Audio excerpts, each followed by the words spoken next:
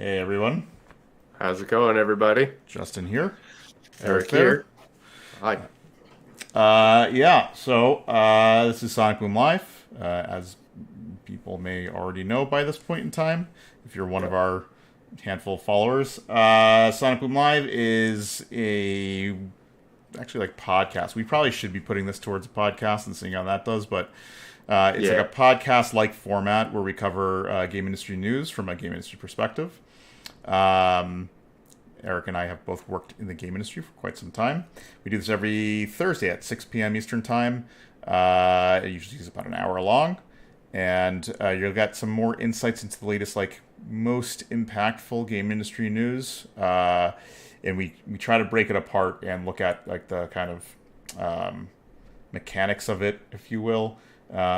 So depending on the topic, we'll look at it like from marketing or from like a strategic standpoint that might give a little bit more insight into what people are doing. And we get to do that this week on one of my favorite things, which is hearing marketing speak from officials in major companies and their word foo that they use to say things that on the surface level mean one thing, and then if you break it apart, it usually has quite a few other meanings to it. So, yeah, we'll do that. Eric, do you want to go over the topics for this week? Yeah. Yeah, surely. This is an interesting week. We're going to have two articles about Sony and one about Microsoft. Because this is game industry focused, that means PlayStation and Xbox. On the Sony front, we're going to have the first article, or I keep saying that. The first news item we're going to go over is the PlayStation Store unfair? Basically, we're seeing in the UK, Sony is being sued with a class action lawsuit, or whatever the UK equivalent of that language is, for sort of unfair practices and utilizing their position as market leader to overcharge for games and basically mark up prices on games in their digital PlayStation Store. So that's one. We're going to discuss that. The second item from Sony is that Sony is also currently seeing a price hike for the PlayStation 5 in basically every market except the US.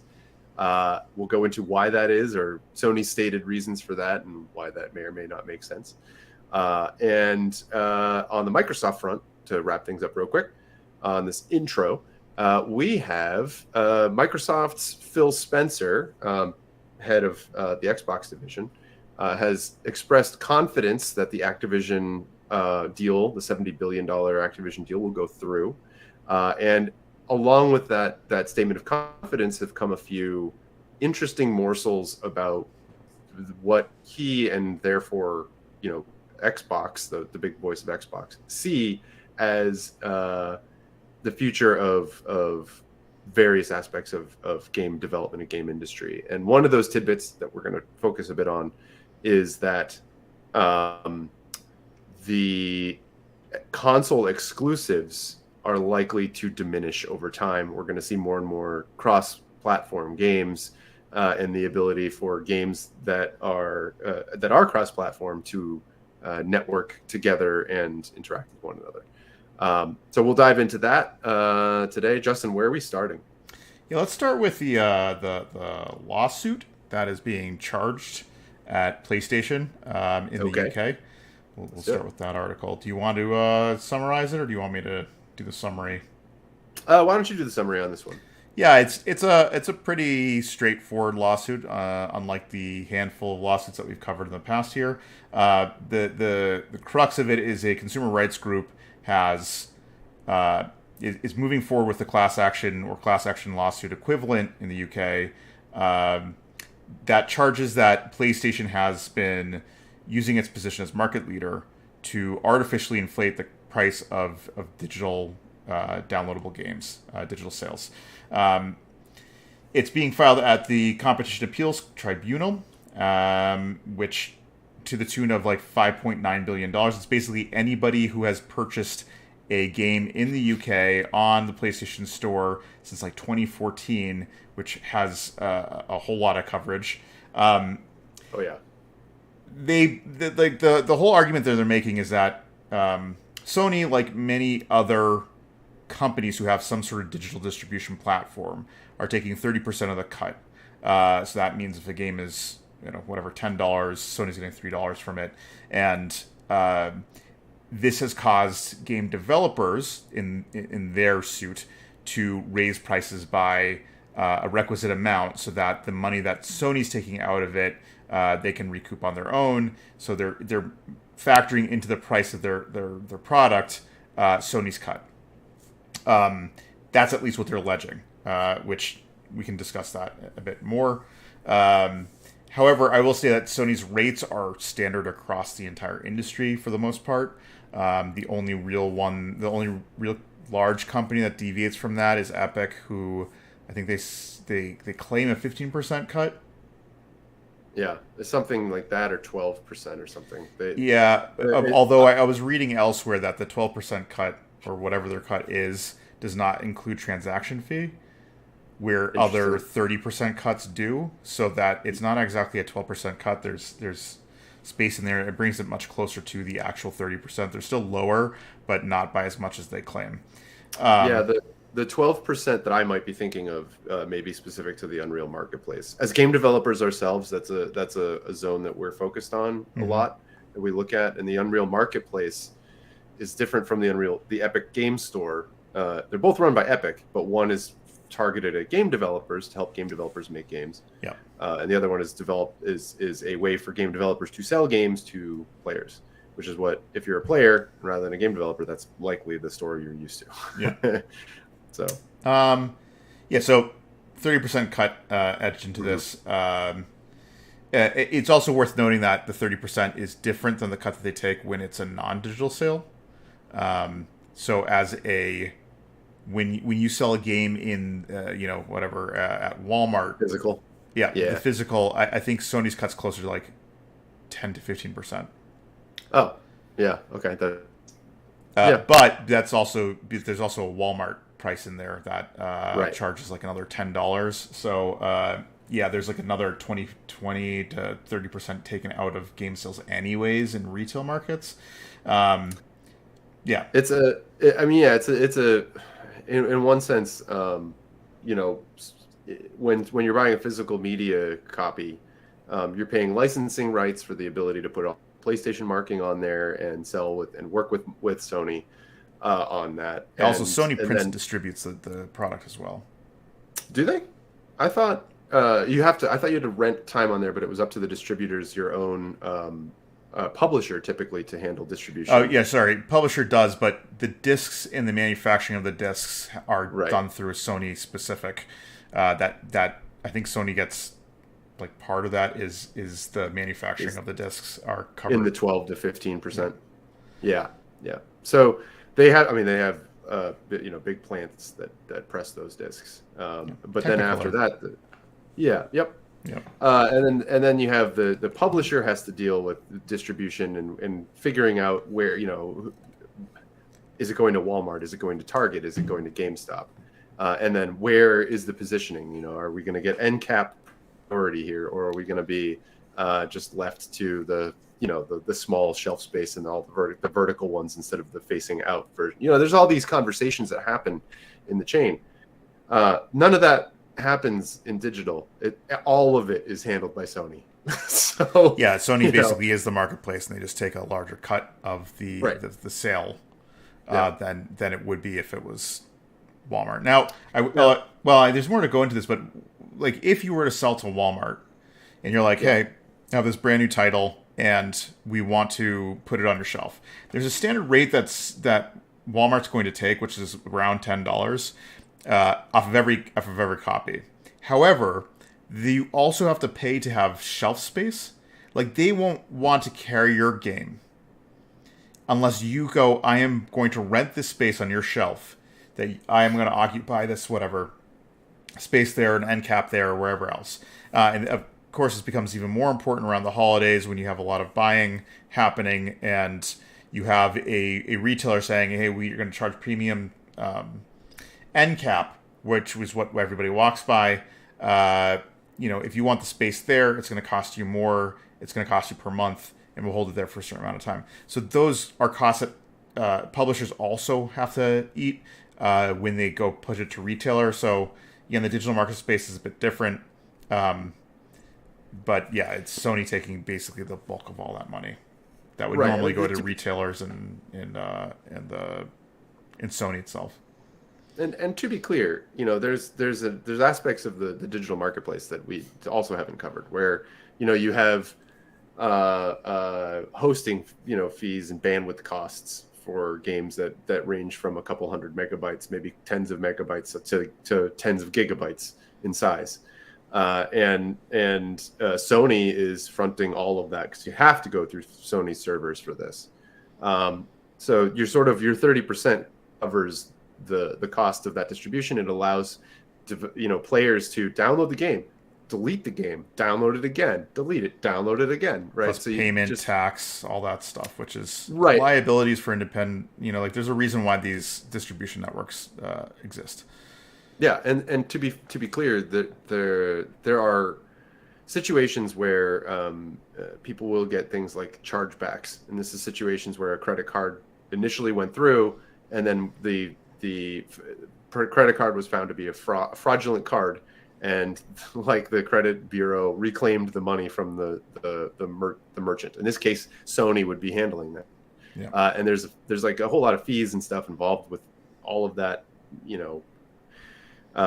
infrastructure, let's say, and Sony, some of that 30% is going into making sure that is all handled, and you as the developer don't have to deal with it.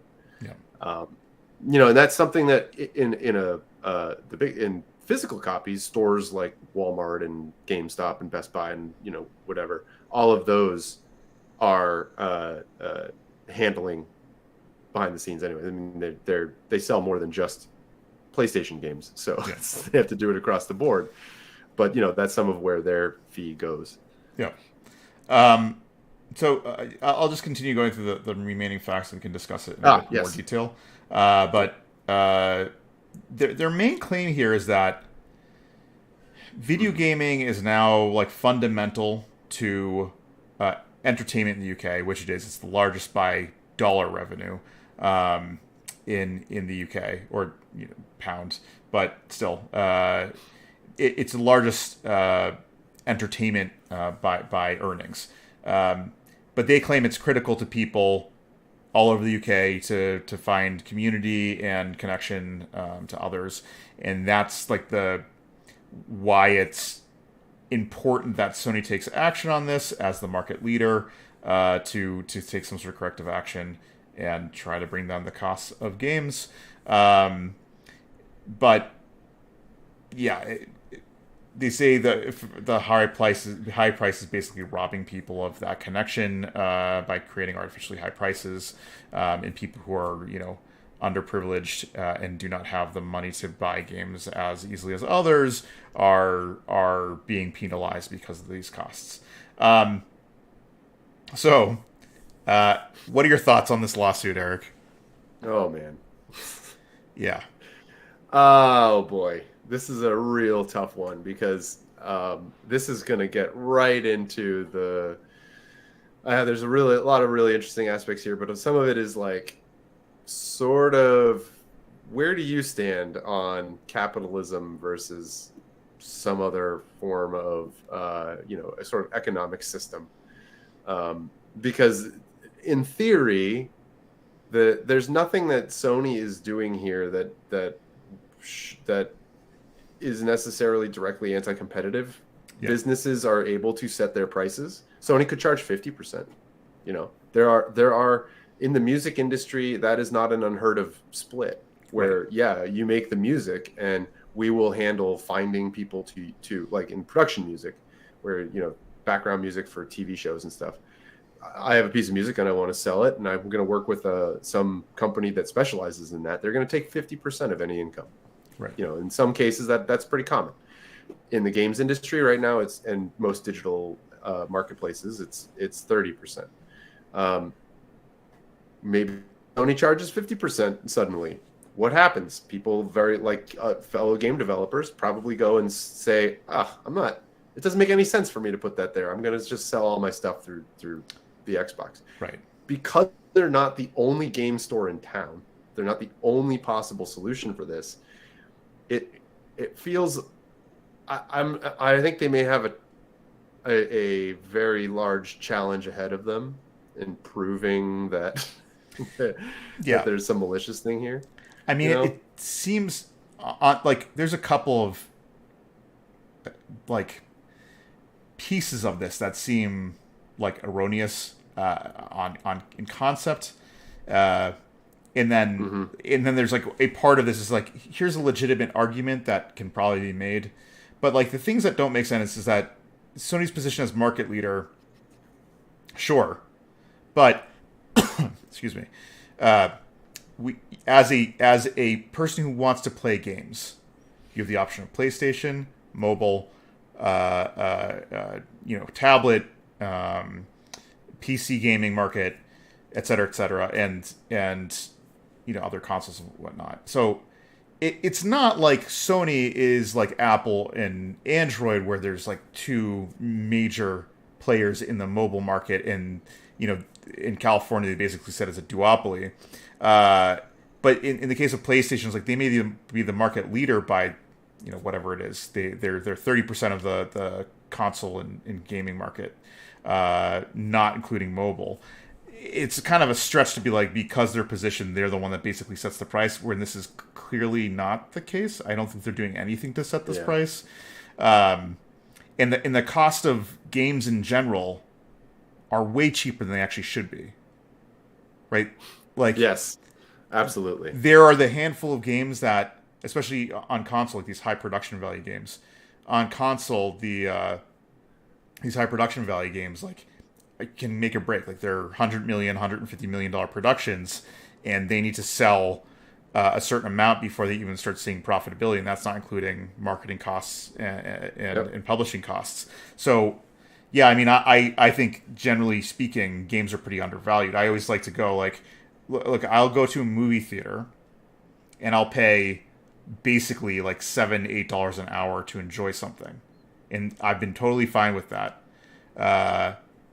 And video games, I'm paying like $2 an hour or less for an enjoyable experience. So it's like, I don't know. It's like, is the quality of enjoyment that you get out of video games similar to the quality of enjoyment that you get out of the cinema? Why do you agree with cinema's pricing versus video games?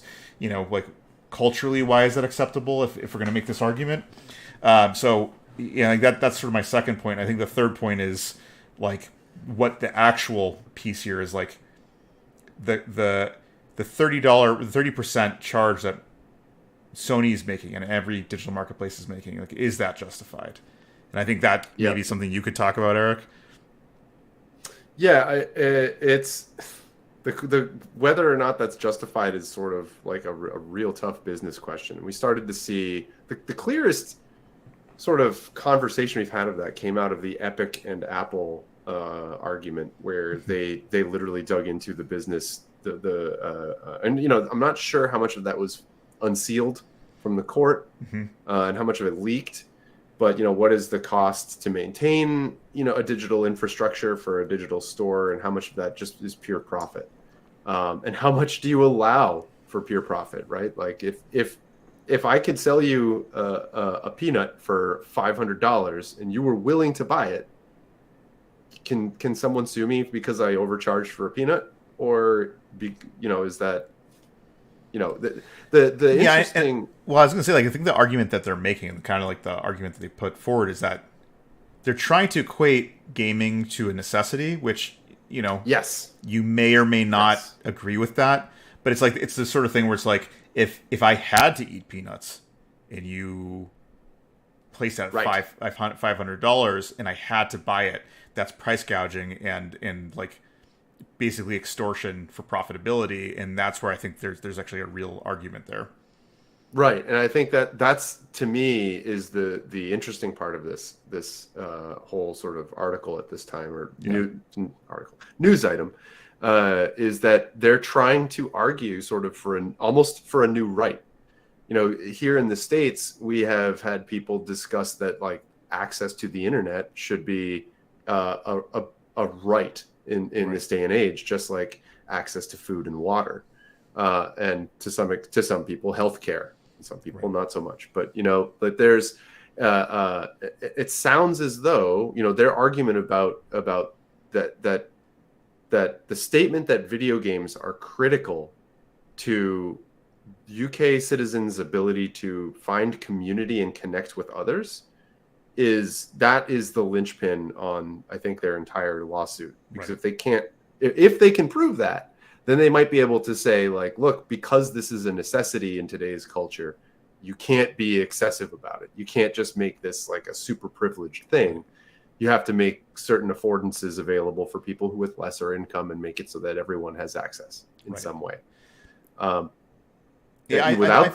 think the real claim here is that like they are making excessive profits. Everybody who has a marketplace is making excessive profits off of services and sales that they are providing a function there, but is the function worth 30% of every sale? I think that's a real argument to be made. Sure. And I think, I mean, unless you can equate it to a necessity, I think that's the only way they're really gonna be able to try to wedge themselves in there and try to get the UK government to step in and say, actually you can only charge a maximum of 15% on every exchange. Right. I mean, government mandated rate maximum, or just setting the rate, because no one's going to set less. I mean, I guess to be competitive they could be, but without that, there's not really much you could do. You could potentially argue that you have to justify your rate. Yes, you can charge 50%, but you have to justify where's all that money going. Right. And then at that point, it's like, is the law saying you just have to be transparent about where all that money is going? Or are they saying, in terms of pure profit at the end of the day, that you are only allowed a certain amount of pure profit, which, for the current market, doesn't really fly. Like, no one's going to want to be in a business where that's the case. It's certainly hard to stomach when you go like there's rampant profiteering. However, at the very least, Microsoft, Sony, and Nintendo haven't colluded together to say like actually we should just raise our rates to make even more profit and then claim it's inflation, but when in reality we upped our take to 35%. Like, they haven't done that. They've maintained it where it's been at for probably 10, 15 years now. So it's not like they're taking advantage of the pandemic and the resulting inflation and using that as a reason to make more profit. As we have seen. Right. In many, many places, Yes, in so many places right now. And there's another aspect to this, which is the cost of consoles, which I think actually we'll talk about in one of the other points, is that they're sold at a loss, and as a result, they expect that the platform and the hardware that they're willing to develop and sell at a loss will be compensated by selling games and services that will help them profit. And this means they're going to spend tons and tons of money on marketing their product and making it seem like it's the best one out there so that they can get this sort of exclusivity to their platform. But actually, this has relation to the two other points that we have. Okay, well, that being said, like let's just jump into the next one. Let's talk about Phil Spencer, our good friend Phil. Before we do that, what do you think just last minute thing? What do you think their chances in court are? Now, keep in mind, we're not UK citizens. We didn't grow up there. We don't know basically anything about, or I don't know anything about the law there, so I can't really speak to that. But if this were in the States, I mean, they've taken a similar pattern. However, their Congress, or like their Congress equivalent, which is the House of Commons, tends to be more powerful than our Congress is, and or our House of Representatives, because they have the Senate equivalent in the House of Lords. The House of Lords is not as powerful as our Senate, and as a result, they tend to push in laws that kind of rein in companies way more effectively than our system of laws does. So I think it can go two ways. I think the fact that they try to pin it on Sony and $6 billion of Sony should go out. I think that's a hard claim to market leader. So yeah, they're also on the exact same percentage of like, if you look at it, if they have 30% and Microsoft has 20% and Nintendo have 20%, then both Nintendo and Microsoft are making the same 30%. right. So like, why would Sony be the only one to be penalized for this? Yeah, it does seem weird. Yeah, I don't think it will hold up in court. I think it's more of a publicity stunt. In all honesty, but yeah, it might actually be an interesting way for them to start, talking about the concept of games as a sort of necessary form of entertainment, and something that might sort of dovetail into internet access, where if they're saying that's how people connect, that's sort of the conversation of this future metaverse that people are talking, the non-crypto, just sort of like Ready Player One style future metaverse, right, where you connect with other people in games or in 3D spaces or whatever spaces, yeah, and that access to that may be something that is that people should have a right to. This may be sort of an early form of some, raising that point in a public law relevant location. right, So right. yeah, it's interesting. Yeah, but we'll see. We'll see how it unfolds. I wouldn't expect that Sony gets a $6 billion lawsuit on their hands that they have to pay out for. They may settle, but I don't even know if they'd bother with settling. Yeah. So, all right, let's move on to the next topic. Phil Spencer, good friend. Phil, yeah. And him wanting to do away with console exclusives. Do you want to talk about this? Sure. Yeah.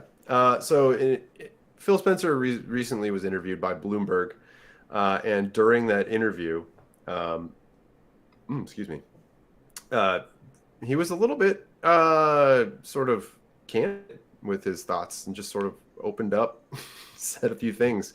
Apparently, he expressed his own confidence in the Activision deal going through, and that while he sort of stepped that back a little bit by saying, I don't know if my confidence is founded. This is my first $70 billion deal. Yeah. So I don't know where that's coming from, but that's what it is.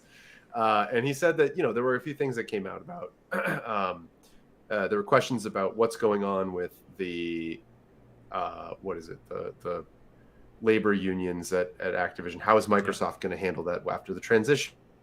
What about the sexual harassment lawsuits and amongst the managing staff at Activision? What's going on there? And so there were a lot of conversation that happened there. Go check out that interview. It's pretty good. Yeah. But the one thing that we'd like to focus on here is something that is sort of in the vein that one of the veins that we've been talking about. And that is that Phil Spencer did say that, that asked about what about Call of Duty and having that access on PlayStation. Basically Microsoft has stated before to regulators that in various countries that Call of Duty for the time being, they are planning on keeping multi-platform. That it will future versions of Call of Duty for the time being will be created as multi-platform products and will be sold on PlayStation and Xbox, all the standard locations. Yeah. We've talked a bit about this on our channel here in the past. The concerns being raised by Sony and others about losing such a big title as Call of Duty, a genre-defining lawsuit title. Yeah.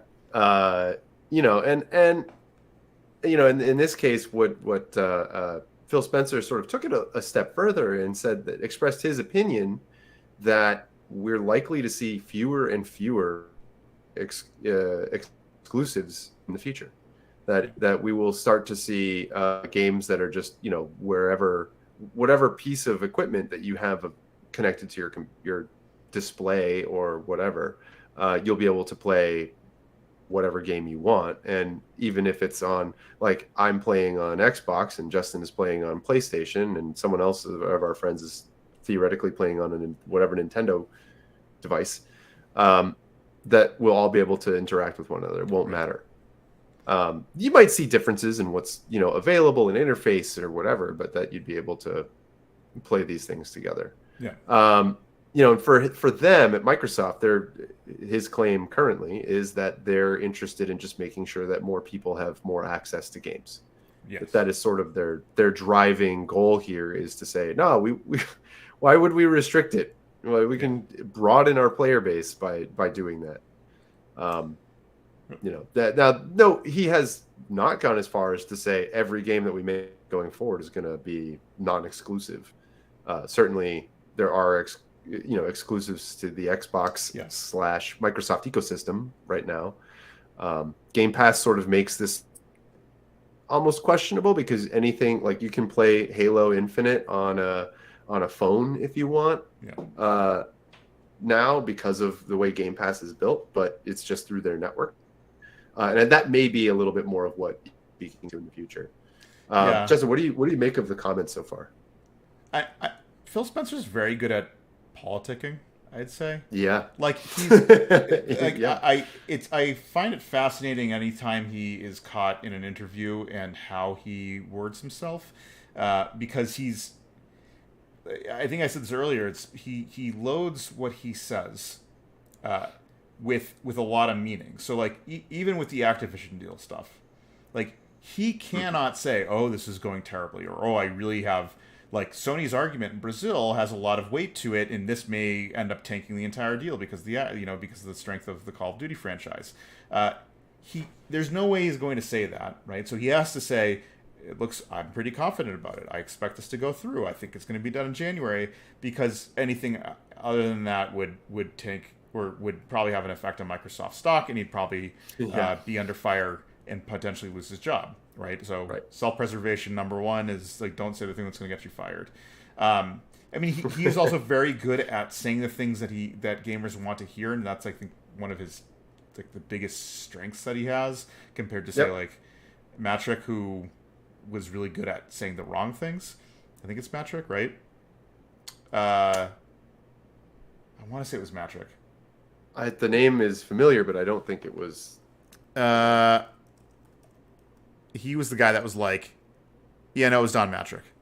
That guy was like, when people are giving, he had this sort of arrogance when the Xbox One was announced. That's like, you don't like the price, get the way Xbox back then, 360.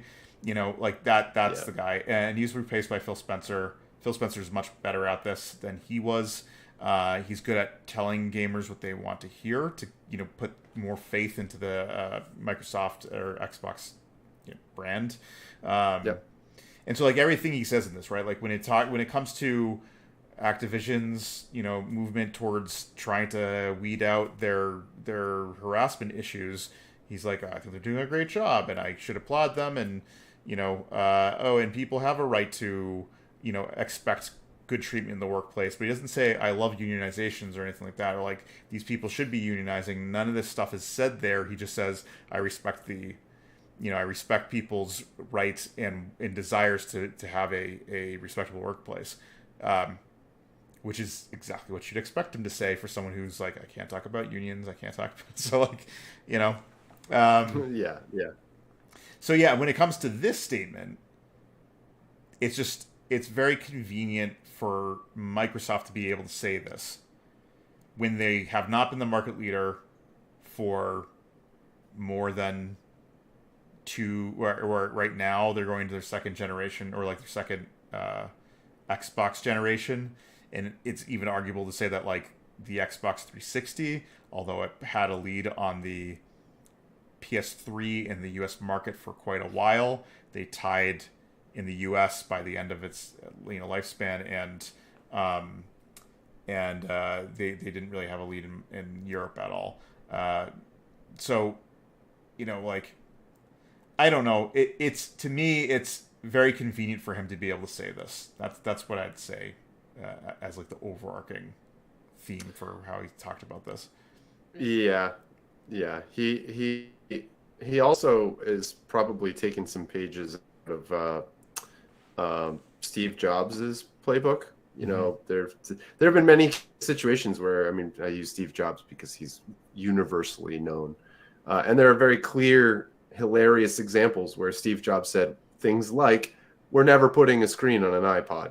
Yeah, Like, you can just say that, yeah, and yeah. at the time, you can mean it.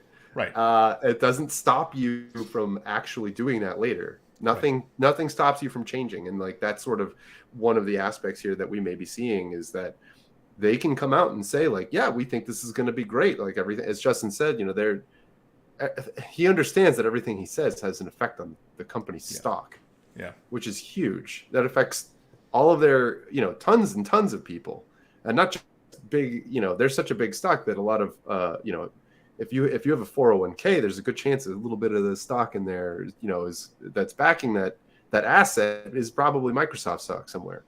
right. So, you know, it's like it's this huge company that he has an effect on. So he's going to do everything that his Right. job first and foremost is to defend that.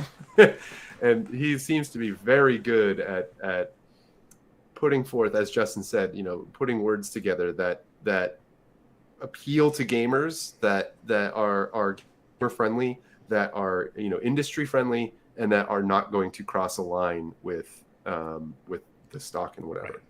I mean, and on The top of that, right? financial Like side. it's easy. It's really easy to say, especially for them right now. Like, you know, yeah, we won't Yeah. make Call of Duty in the short term, you know, Right. console Right. exclusive. It's like, well, it's not in their best interest to do that for one, and two, saying so, going like, actually, we hold the keys to this, and if we want to make it console exclusive, we can.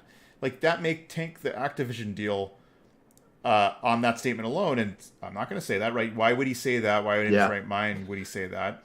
Uh, Yeah.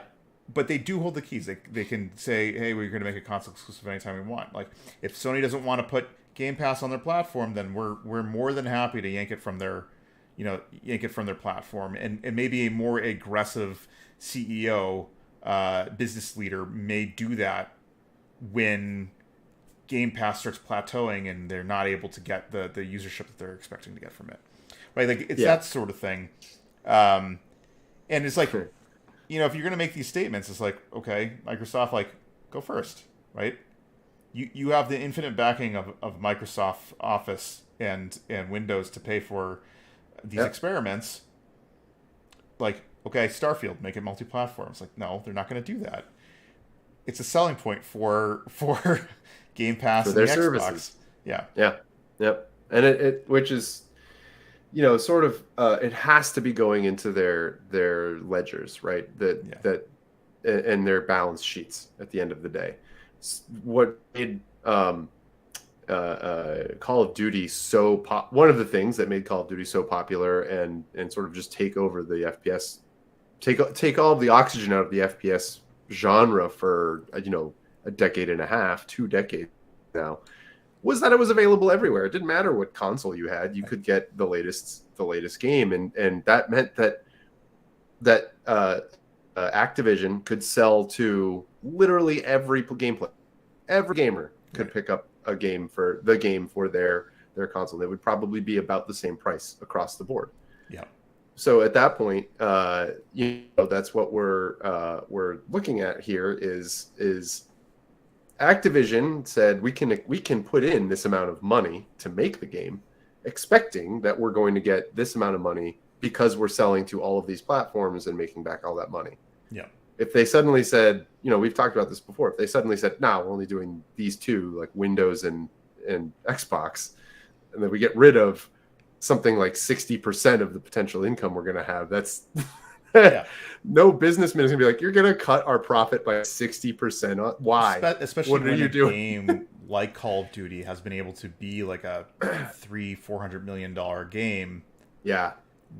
because it sells as well as it does, and it sells as well as it does because of PlayStation, like first and foremost, right? Like I think it's like PlayStation is something like 40 to 50% of all sales of the Call of Duty, where they get all the revenue from. So if Microsoft were to say, okay, we're going to spend $300 million on another Call of Duty, we're going to spend another $300 million on advertising it, but we're going to cut down its known user base down to just people who are on Xbox and Game Pass. It's like, great, you've just lowered it to like 15%, maybe a bit more, to get people to convert over 20-25% of what your original sales like demographic is now. Like, now what?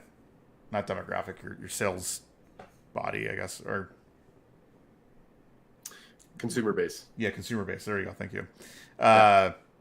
Customer base. So I don't think they're going to do that. Not on a game that's expensive. No, that's part of the challenge, is balancing the expense. You have to justify the cost. Right. And Activision has done that by saying, well, yeah, we sell to literally everybody. So, yeah. Yeah. But, it's like, again, I feel it's a bit of a double speak from Spencer. It totally is. They're the way I would imagine that Phil would say, like, no, it's fine, because like anyone who has a screen, everybody has a screen, and anyone who has a screen can therefore just use Game Pass. Right. It's $15 a month. It's way less expensive than a console. Right. Like, how many months of Game Pass Ultimate can I get for the cost of one PlayStation 5? Right. That's sort of their argument. I think there's probably full anticipation that, like Netflix and anything else, that, right now it's okay. Well, here we go. Right now this is where all the sales are, and the sales are on console or digital, physical copy or digital, and this is how much revenue is coming from some sort of service. But like, as something like Game Pass proves to be viable, if it does, you'll start seeing this, right? Like, more games will start making their money through Game Pass than on the physical sales themselves. And if it continues to grow, like, at some point, you're not only able to expand your customer base, but you're also taking away any customers that were buying copies, digital or physical, on console. And at the point in which they're there, then they can, they basically get out of the hardware business entirely. They're able to, be the market leader in this one specific area of the gaming industry, like, which is probably the future of the gaming industry as a whole. And they're not going to be eager to say, yeah, we don't want PlayStation games on Game Pass, because if we become the Netflix, we would like to have PlayStation games on the Game Pass. We'll make it a stronger platform, and we would love to have Game Pass on the PlayStation. Like, that's how they're going to be able to win, and burning bridges in those spaces doesn't help them either. I think they probably fully acknowledge that that's one of their paths to victory. So, yeah. I mean, I think Sony would.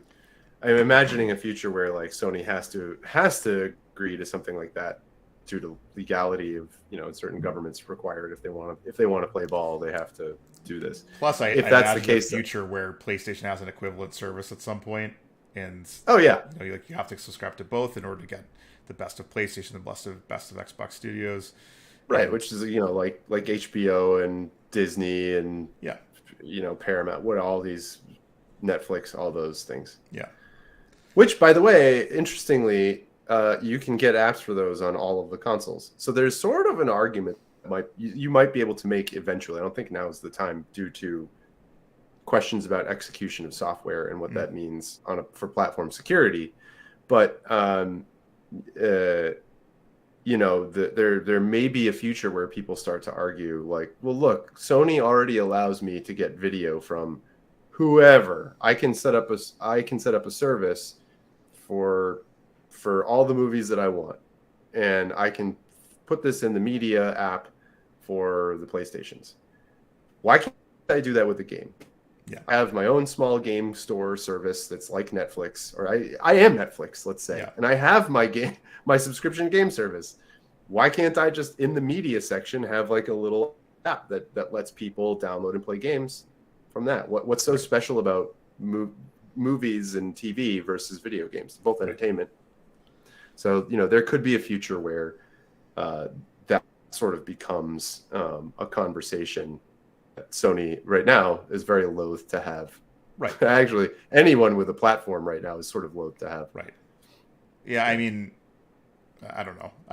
There's there's a part where it's like, uh, because where Microsoft stands, the amount of money that they have to try to get Game Pass off the ground, they can be sniping shots at this by using their purchasing power to be like, no, we can brute force our way through this problem, and we're gonna at the same time we're gonna be also pointing out where you have major flaws, like PlayStation not supporting cross-platform play on all games, and they're notoriously been bad about this, and I still don't understand the exact reasoning for all of this, but it's one of the areas that you can definitely pick on Sony for and say, yeah, it's stupid that I can't play an Xbox game and a PlayStation game together on a server. Like, there's no reason for that to happen besides just one company saying, like, I don't want to, or whatever the reasoning is. And then going, it's like Microsoft stands to benefit from Sony making their games non-exclusive, but Sony's entire business model currently revolves around them having the best exclusives. So right.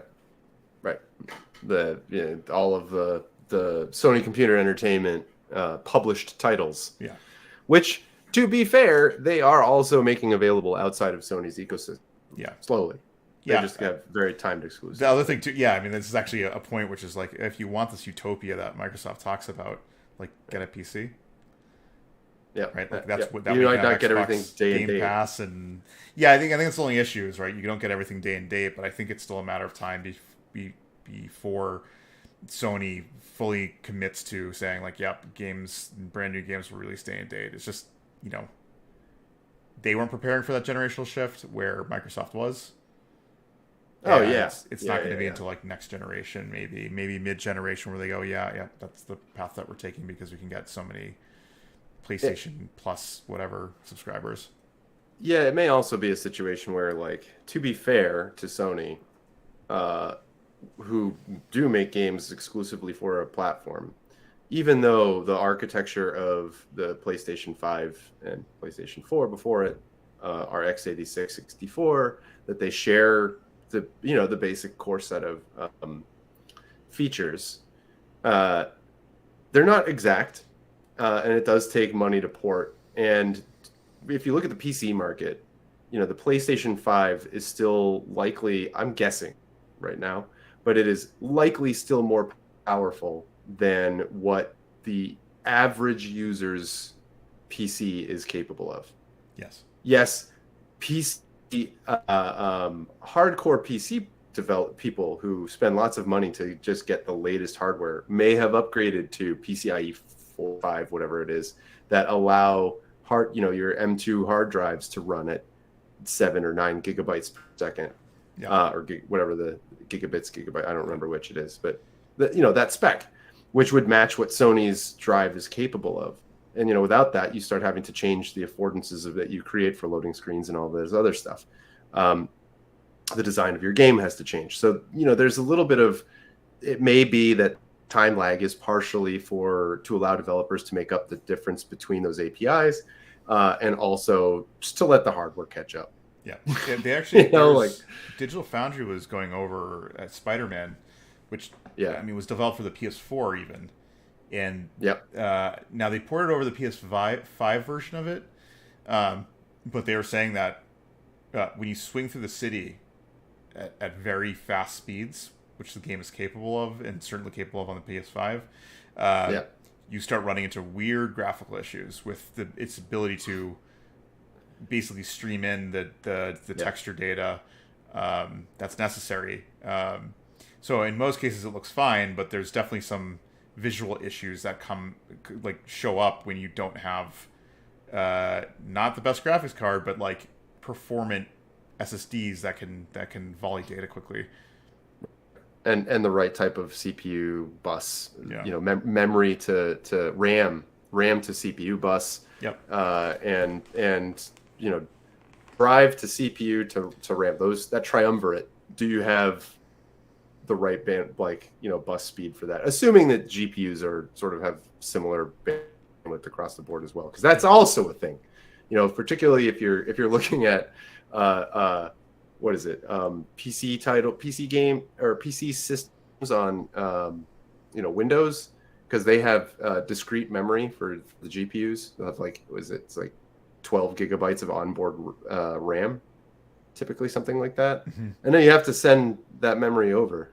Like that's not just always. Some games will load all 12 gigabytes in there and be done, but right. Usually not. Usually you have to do some sort of transfer. Yeah. And I think in this case, especially with Windows machines City that scale are eating a chunk of your available RAM to give operating, systems space. Yep. So yeah, I mean, it is fair to say that the PS5 is probably more powerful than most PCs, even though it's much lower spec.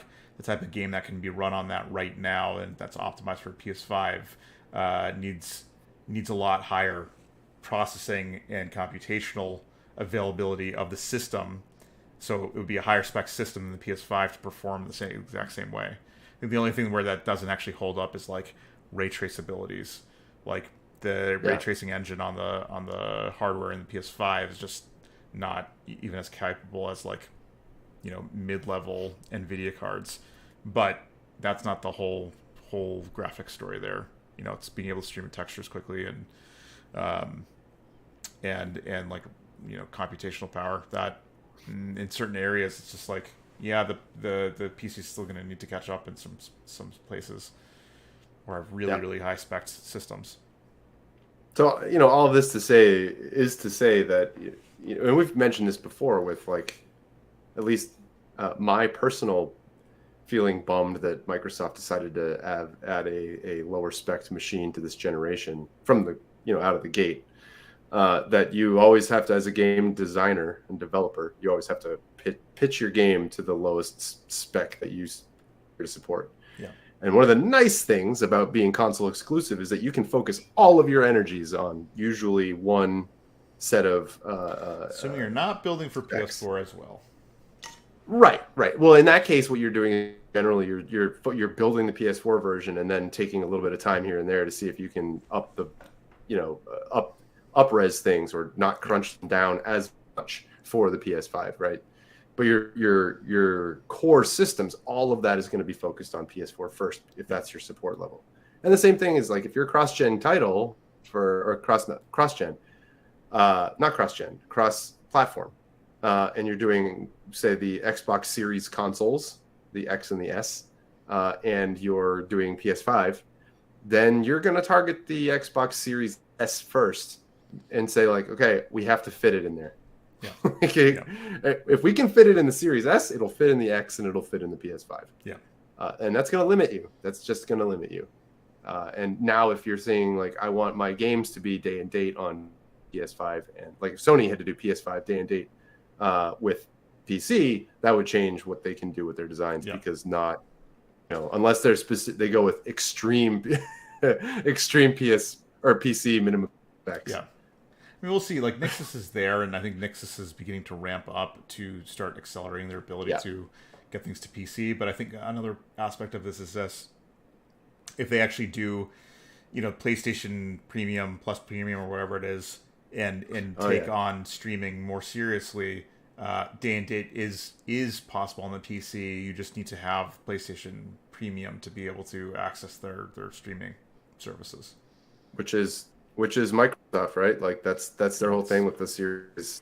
You could just get a Series S, and I think they have a deal. They had a deal at least, where you get the Series S at sort of a discount as long as you were subscribed to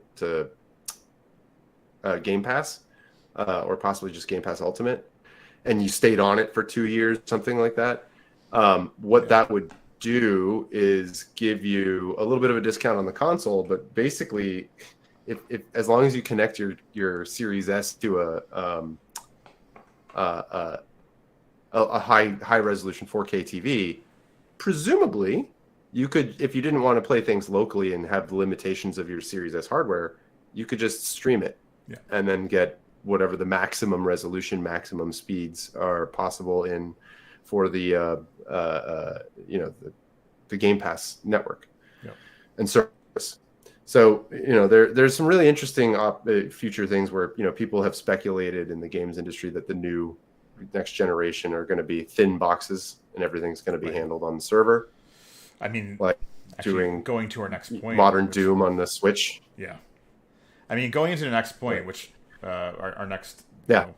news topic Story. covers a bit of that, which Yeah. is basically like there's good reason for every console manufacturer to get out of console manufacturing, but Yeah.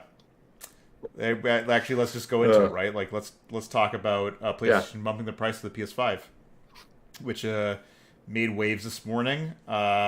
Basically, Yep. there's a press release from Sony officially. The PlayStation president and CEO Jim Ryan, who is not a loved figure by any means, he announced the Yeah. PlayStation 5 will get a price increase in select regions, and it is effective immediately. Uh, PlayStation, With the exception of Japan. okay, with the exception of Japan, but that's basically them bumping the price in all the major sales regions, with the exception of the Mm-hmm. U.S. and Brazil for some reason. They don't really go into details why. We can speculate why after we go over the details, but that means Europe, UK, Japan, China, Australia, Mexico, and Canada are all getting price hikes, and those are all the major region. Like those are all the major sales regions, except maybe India, but I'm not sure how strong India is as a region right now for them. Um, Yeah.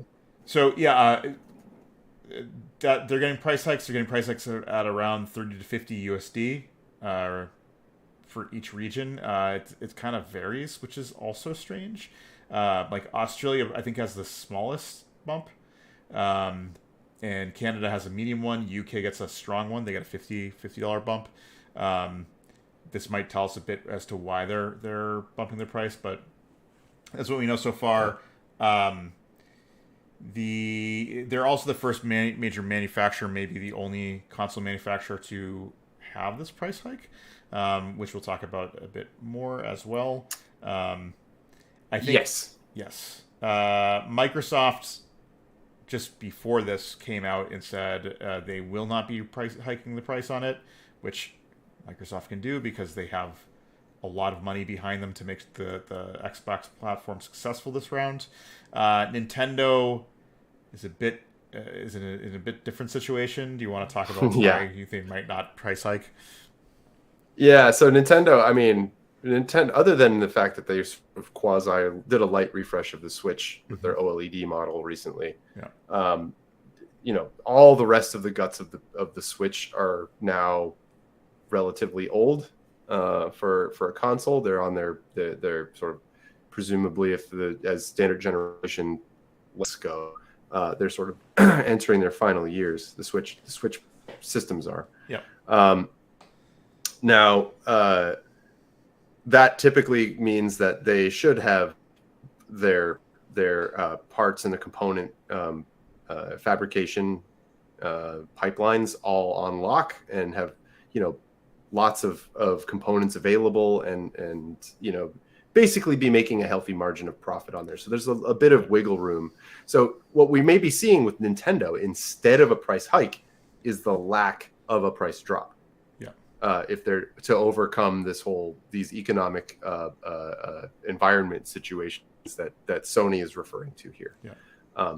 Because the core of a Switch was an NVIDIA Tegra chip that was not necessarily the hottest, newest thing, even when it was initially put into the system. It was like a customized version of a 2 or 3 year old Tegra chip at that point. So, like they had that figured out. It's fine. And that is, of course, just one major component to the Switch. But, at this point, this is the point in which, in the console's lifetime, where you would expect to see it drop in price. And we have not seen that, and I expect that we're probably not going to see it. Yeah. Do you have thoughts? Yeah, I mean, there's thoughts. Well, for one, they blame the supply chain issues and global inflation, which I think are actually quite reasonable citations there. Yep. I mean, I think your point, which is Nintendo's unlikely to lower the price of the Switch anytime soon, for the reasons you said. Like, I think when console manufacturers like manufacture the console, they're expecting like basically. I'm going it from the opposite because it's reflected on me, but like you have like the lines like here's our margin, right? This is how much we're going to take a loss on every console. This is the price of the console for us to, or this is the price that we're setting it at. This is the cost for us to actually get it out to the customer, and we know we're going to take a loss there. But under normal inflation rates, it would be like a 2-3% increase over a year. So the cost of the console or the price of a dollar goes down. So basically, if the price of the console maintained the same cost to manufacture in met inflation rates, they would be losing money. Their margin by keeping the price the same. By keeping it's like if the price met inflation, and their inflation in like the whatever the inflation rate, like or the typical standard like currency inflation was what it usually is 3%. Like the expectation there is that they would get, even with those two factors in, like they're raising the price of the console every year, the cost to manufacture would go down, which would allow their margins to start spreading apart, and then eventually they would dip below the point where their cost to manufacture has gone below the actual price that they're setting it at. Right now they'd be okay. We're at 2.5%, inflation when they first started selling the PlayStation 5. They know that the cost of manufacturing is going to go down by X amount over year, and they'd go like by year 5, that's where we're going to be profitable. The problem with this year and the past couple of years is that inflation has not gone at a standard rate; it's gone wildly out of control. And then on top of that, goods inflation, not just by currency inflation, has gone wildly out of control because scarcity in fabrication because of COVID sicknesses, shipping and manufacturing, not being able to get spots on boats because we had a shortage of boats for quite a long time. And then on top of all of that, fuel prices went way over the top of this past year, which made the cost of getting things from a port in China to any of your local distribution points much more expensive as well. So all these prices gone up.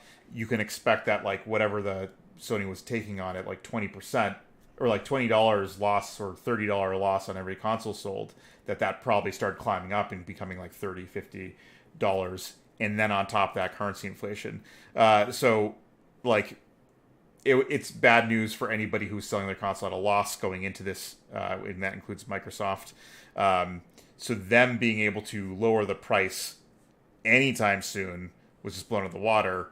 And clearly for Sony, the inflection point was we can't continue to take the loss that we're currently taking. We expected $30 loss on every console, and now we're at like $50-$60 loss on every console.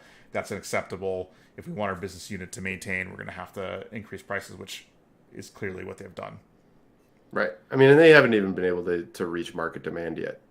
Right. Yeah. Like they're still sold out everywhere, at least here in the States, as far as I'm aware. No, I think still globally they're sold out.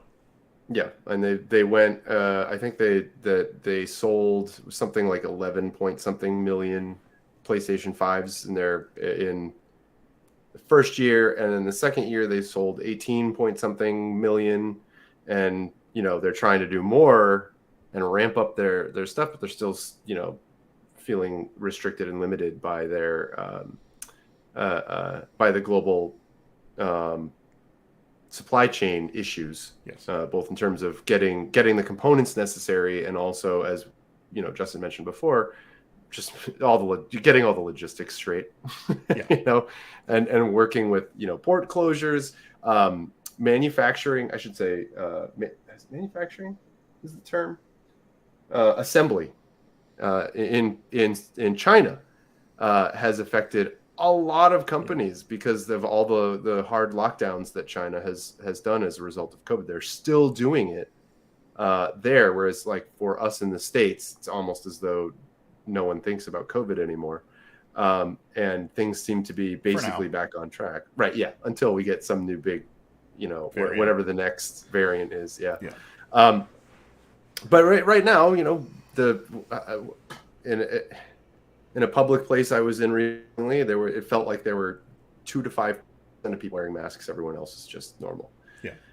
And that seems, at least here in the States, that's basically where we're at. In China, where they have, if there's COVID, they lock down again, and people aren't allowed to leave. They're not allowed to go to work, and that clearly has an effect on if you're Sony and you use some of these manufacturing plants and these assembly plants where they get all the parts brought in, and that's where they actually glue them all together and do the final boxing.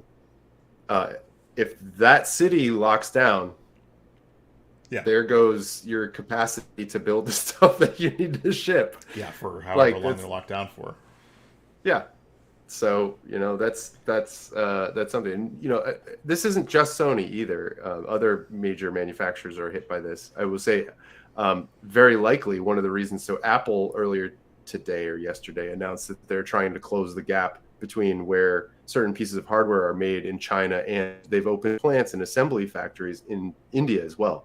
Yeah. This may be one of the things that's driving that acceleration, is the fact that if all of their stuff is manufactured in China and China goes through a lockdown, that stops their ability to provide product, period.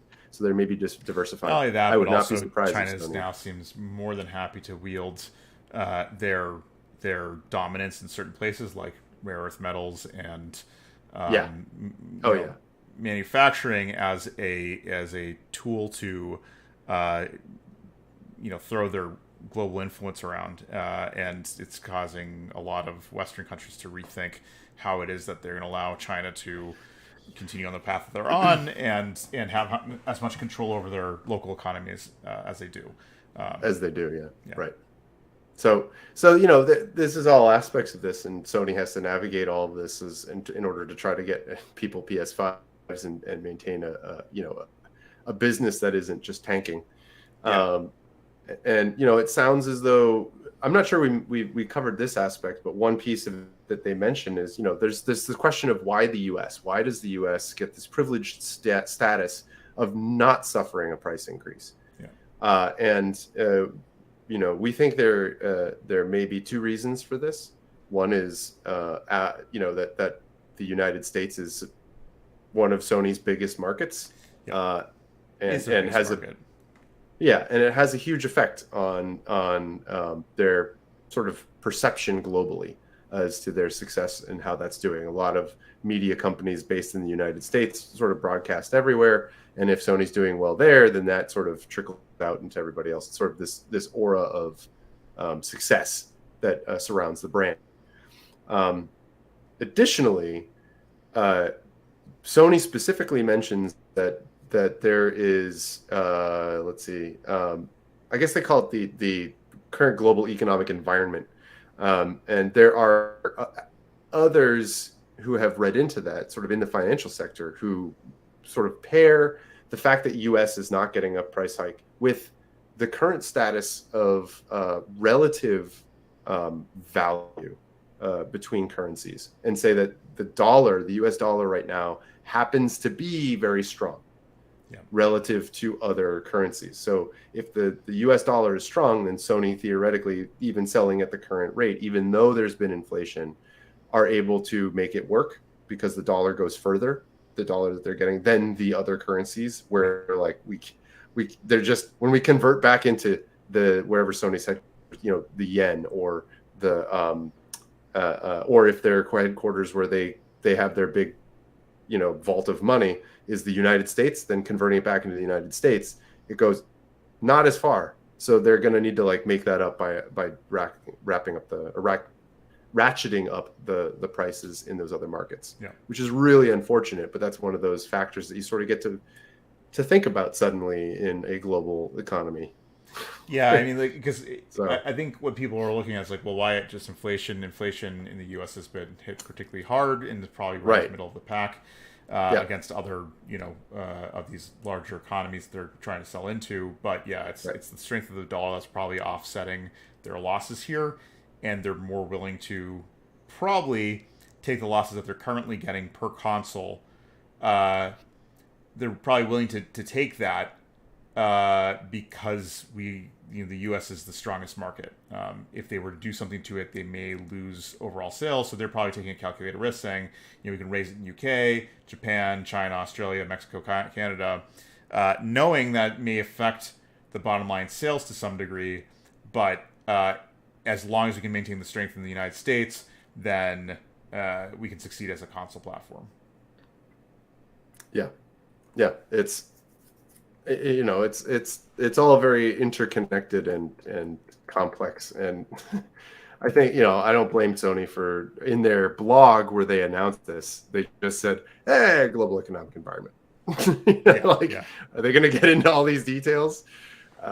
Probably not so much. Yeah. And it does. What sucks is that because they don't get into those details, it starts to feel like, well, what's special about the United States for people who aren't tapped into this whole conversation?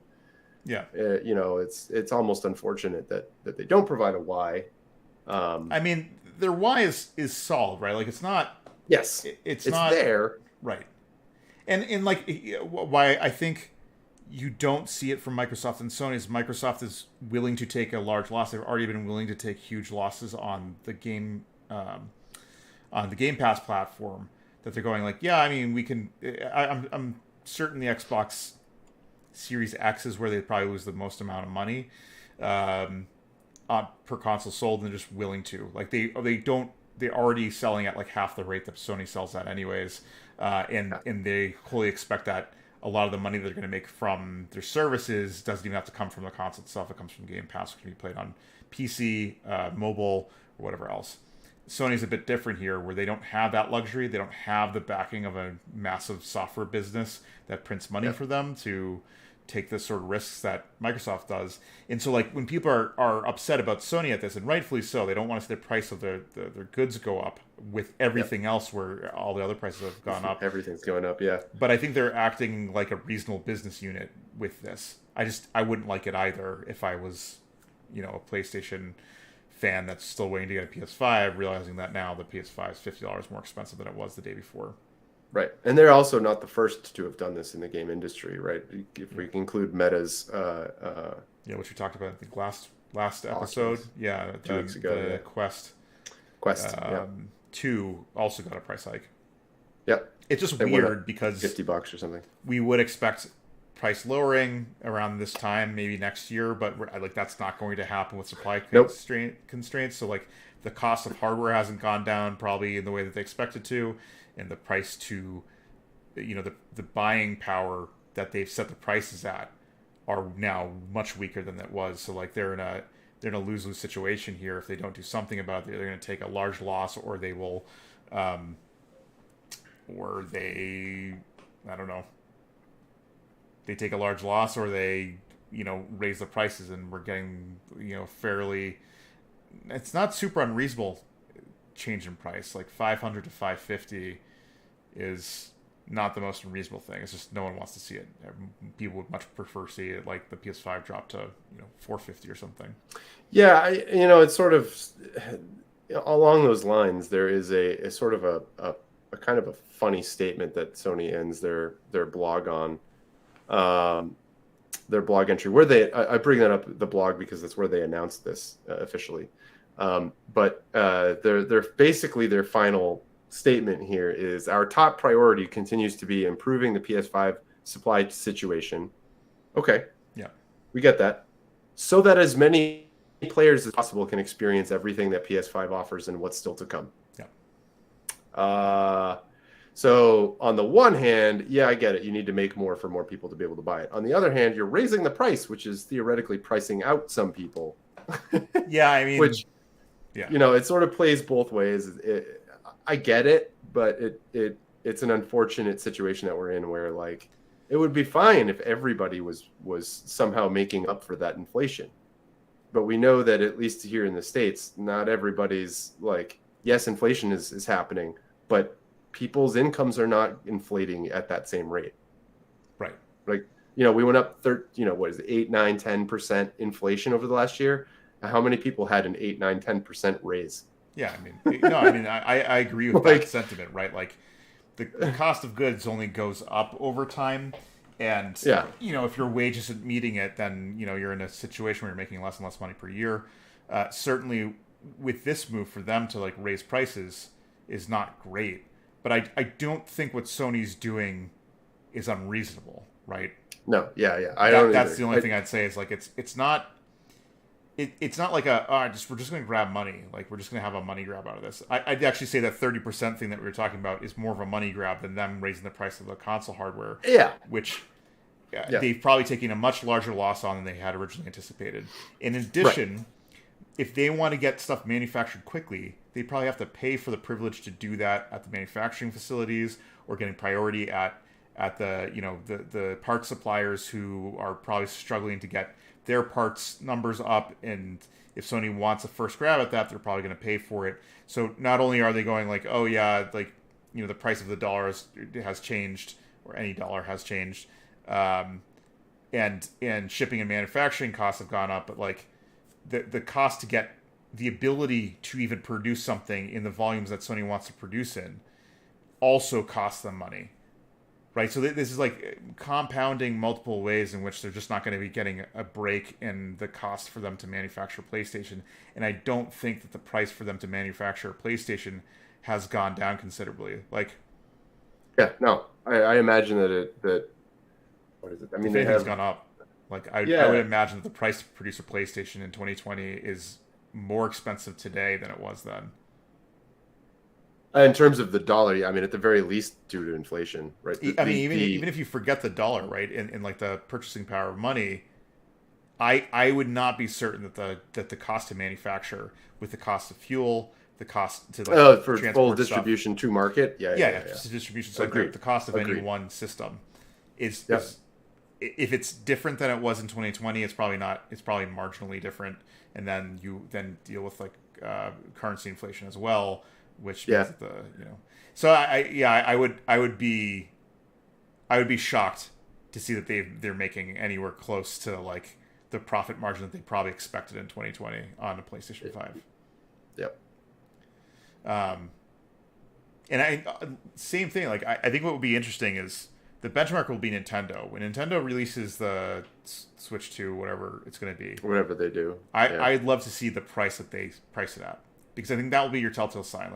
Like Sony or Nintendo's pretty good at pricing below everybody else. So what a brand new Switch when it came out was 300, I want to say. I think so. Isn't it still 300? Yeah, I mean they haven't had many price drops at all, actually, even though I they're don't. making profit on their hardware, unlike everybody Yeah, else. I don't remember Nintendo Switch price history.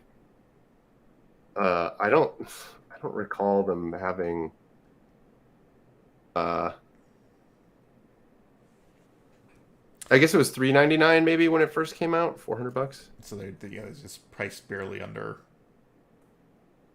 the PlayStation 4. Nintendo Switch. I'm gonna just look it up real quick on the old Wikipedia and see what Wikipedia says. It's like launch price. No, $300. I guess the $400 was Introductory price is $299.99, and I am pretty sure that like an OLED Switch right now is $299.99. Like I think there's it is. I Switch think it's Lite, priced right? exactly at the the Lite that dropped in price. I think that's 150. It's 200 $199.99. Okay. At least the Switch Lite Blue on Nintendo.com is that. The Switch is still $299.99. So what is it like? That launched in 2017, 2018 is the original. Wait, how much Switch. is the OLED? 2017. It's $349. Let's see. OLED model costs $349, $350. Okay, yeah. Yeah. So it's So, even more expensive. Yeah, I mean, like Nintendo really doesn't change prices, and we don't gripe about Nope. that. Nope. And I would be surprised that the Switch Next is not going to be priced below The Switcheroo. whatever they want to call it. Switcheroo 2 would be under Right. would be under 400 or would be under $400. I bet they price at $499, and it would still be like a median tier computational hardware Console. Yeah. Yeah. especially since Sony. Well, maybe not in the States, but well, yeah, 499 is still that's well. This 499 that's the disc version equivalent of the disc version in the States for the PlayStation 5, right? Digital, yeah. Is it digital? I thought it was. Is it PlayStation 5 digital is $399, play? It's 399. Yeah, yeah, yeah. Okay, yeah, yeah, yeah. Yeah. and then the PlayStation 5 is $499 Right. with So the you'd be disc. matching the digital version, and in theory, we're a couple of years out. They may match specs with that lower end model or something like that if Yeah, they yeah. were. Let's say they were to release today. And we don't know because if they try to go the portable route again, which there's no reason that they didn't, they I mean, I sort of think they own that would because space. I think they've realized that the niche that they found is quite successful for them. Yeah, Right, right. The dual mode and especially being able to just pick up and and go. also being the only handheld like high-end gaming console Yeah, that is portable. right. When they first announced the Switch and they showcased it, they showed a bunch of young adults picking up their not PS, I'm sorry, their Switch and bringing it to a park bench and sitting down and playing on the park bench. Do you think Yeah, that ever happened? maybe. I mean, I'm sure it did, but I feel like for most People were people, like, we could do this. like it's Europe and every place that doesn't have cars for their main mode of transportation probably did Yeah, I actually guess do that. I guess part of my thought is like, how good does that screen hold up to when it's in like out in the sun? Oh, it probably doesn't. Not the LED, or actually probably not the OLED even. I think the No, the OLED LCD may even be itself, worse. it wasn't really a great LCD panel to begin with. So Right. yeah, I So like, I guess. mean, it may be in the shade, honestly, Yeah. but like, even then, I don't know. Anyway, Anyways, well, I think that ends it for today. yep. Thanks everybody for watching. Catch us again next week at 6 p.m. Eastern time. We'll do another round of this. And if you were expecting to hear us talk about Gamescom, I'm sorry, but Yeah, lots of that's interesting releases. But I think what's going to be more interesting is in the early September we're supposed to be getting some major game publishers doing their like end of year the or big yeah year announcements. their Yeah. big announcement stuff. So Yeah. well, we'll talk to you then. If you like this show, please like and subscribe. It does help us out. But otherwise, catch us next week for another riveting round of game Industry news. industry news. Yeah.